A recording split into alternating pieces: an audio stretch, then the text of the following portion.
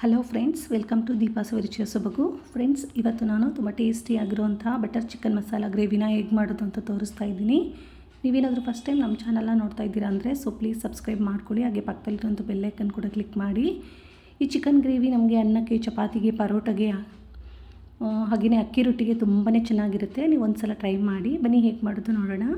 ಮೊದಲಿಗೆ ನಾನು stove on ಮಾಡಿಕೊಂಡು ಪ್ಯಾನ್ ಬಿಸಿ ಇಟ್ಕೊಂಡಿದ್ದೆ. ಪ್ಯಾನ್ ಸ್ವಲ್ಪ ಬಿಸಿ ಆದ ನಂತರ ನಾನು 2 ಕ್ಯೂಬಷ್ಟು ನಾನು ಬಟರ್ ಹಾಕೋತಾ ಇದ್ದೀನಿ. ಹಾಗೆಯೇ ಒಂದು 3 ಟೇಬಲ್ ಸ್ಪೂನಷ್ಟು ಕುಕ್ಕಿಂಗ್ ಆಯಿಲ್ ಹಾಕೋತಾ ಇದ್ದೀನಿ. ಆಯಿಲ್ ನಿಮಗೆ ಆಪ್ಷನಲ್. ಹಾಗೆ ನಾನಿಲ್ಲಿ 1 ಪಲಾವ್ ಎಲೆ ಮತ್ತು 4 ಹಸಿಮೆಣಸಿನ್ಕಾಯಿನ ಕಟ್ ಮಾಡ್ಕೊಳ್ದೇ ಹಾಗೆ ಹಾಕ್ಕೊಂಡಿದ್ದೀನಿ. ಹಾಗೆ ನಾನಿಲ್ಲಿ ಒಂದು 3 ಈರುಳ್ಳಿನ ಉದ್ದ ಕಟ್ ಮಾಡಿ ಹಾಕೋತಾ ಇದ್ದೀನಿ. ಇವಾಗ ಈರುಳ್ಳಿನ ಚೆನ್ನಾಗಿ ಫ್ರೈ ಮಾಡ್ಕೋಬೇಕು. ಸ್ವಲ್ಪ ಕಲರ್ ಚೇಂಜ್ ಆಗಬೇಕು ನೋಡಿ. ಇಷ್ಟು ಕಲರ್ ಚೇಂಜ್ ಆಗೋವರೆಗೂ ನಾವು ಫ್ರೈ ಮಾಡ್ಕೋಬೇಕಾಗುತ್ತೆ. ಇಷ್ಟಾದರೆ ಸಾಕು. ಇಲ್ಲಿ ನಾನು 1.5 kg ಚಿಕನ್ನ ಚೆನ್ನಾಗಿ ತೊಳೆದ್ಬಿಟ್ಟು ಕ್ಲೀನ್ ಮಾಡಿ ಹಾಕೋತಾ ಇದ್ದೀನಿ.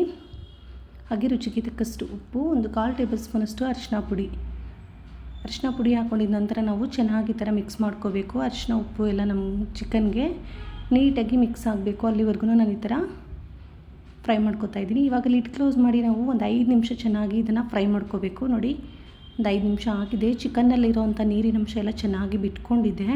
ಇವಾಗ ನೀರು ಸ್ವಲ್ಪ ಡ್ರೈ ಆಗೋವರೆಗೂ ನಾವು ಹಾಗೆಯೇ ಫ್ರೈ ಮಾಡ್ಕೋಬೇಕಾಗುತ್ತೆ. ಸ್ವಲ್ಪ ನೀರು ಡ್ರೈ ಆಗ್ತಾಯಿದೆ ಅನ್ಬೇಕಾದ್ರೆ ನಾನು 1 ಟೇಬಲ್ ಸ್ಪೂನಷ್ಟು ನಾನು ಶುಂಠಿ ಬೆಳ್ಳುಳ್ಳಿ ಪೇಸ್ಟ್ ಹಾಕೋತಾ ಇದ್ದೀನಿ. ಒಂದು ದೊಡ್ಡ ಸ್ಪೂನಲ್ಲಿ ತೊಗೊಂಡಿದ್ದೀನಿ. ಇವಾಗ ಶುಂಠಿ ಬೆಳ್ಳುಳ್ಳಿ ಎಲ್ಲ ಸ್ವಲ್ಪ ನಮಗೆ ಹಸಿ ವಾಸನೆ ಹೋಗಬೇಕು. ಅಲ್ಲಿವರೆಗೂ ನಾವು ಇದನ್ನು ಚೆನ್ನಾಗಿ ಈ ಥರ ಫ್ರೈ ಮಾಡ್ಕೋಬೇಕಾಗುತ್ತೆ. ನೋಡಿ, ಒಂದ್ಸಲ ಈ ಥರ ನೀಟಾಗಿ ಮಿಕ್ಸ್ ಮಾಡಿಕೊಂಡು ಮತ್ತೆ ಲಿಡ್ ಕ್ಲೋಸ್ ಮಾಡಿ ನಾನು ಒಂದು 2 ನಿಮಿಷ ಫ್ರೈ ಮಾಡ್ಕೋತಾ ಇದ್ದೀನಿ.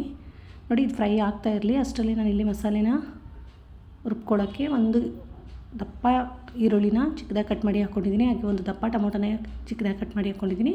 ಒಂದು 4 ಗೋಡಂಬಿ ಹಾಗೆ ಸ್ವಲ್ಪ ಕೊತ್ತಂಬರಿ ಸೊಪ್ಪನ್ನ ಹಾಕ್ಕೊಂಡು ಗ್ರೈಂಡ್ ಮಾಡ್ಕೊಂಬರ್ತಾಯಿದ್ದೀನಿ. ನೋಡಿ, ಇಲ್ಲಿ ಚಿಕನ್ ಕೂಡ ಚೆನ್ನಾಗಿ ಫ್ರೈ ಆಗ್ತಾಯಿದೆ. ಇವಾಗ ನೀಟಾಗಿ ಒಂದು ಸಲ ಮಿಕ್ಸ್ ಮಾಡ್ಕೋಬೇಕು. ಈ ಥರ ನೀಟಾಗಿ ಮಿಕ್ಸ್ ಮಾಡಿಕೊಂಡು ನಾವು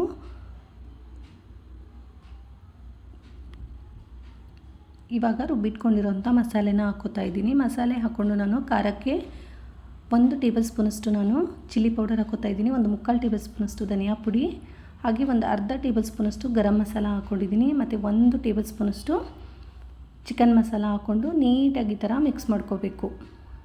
ಈ ಮಸಾಲೆ ಎಲ್ಲ ಸ್ವಲ್ಪ ಹಸಿ ವಾಸನೆ ಹೋಗಬೇಕು. ಅಲ್ಲಿವರೆಗೂ ಚೆನ್ನಾಗಿ ಈ ಥರ ಫ್ರೈ ಮಾಡ್ಕೋಬೇಕಾಗುತ್ತೆ. ನೀರೆಲ್ಲ ಸೇರ್ಸೋಕ್ಕೆ ಹೋಗಬಾರ್ದು. ಸ್ವಲ್ಪ ಇದು ಚೆನ್ನಾಗಿ ಫ್ರೈ ಆದಮೇಲೆ ಇದಕ್ಕೆ ನಾವು ನೀರನ್ನ ಸೇರಿಸ್ಕೋಬೇಕಾಗುತ್ತೆ. ನೋಡಿ, ಒಂದು 2 ನಿಮಿಷ ಚೆನ್ನಾಗಿ ಫ್ರೈ ಆಗಲಿ.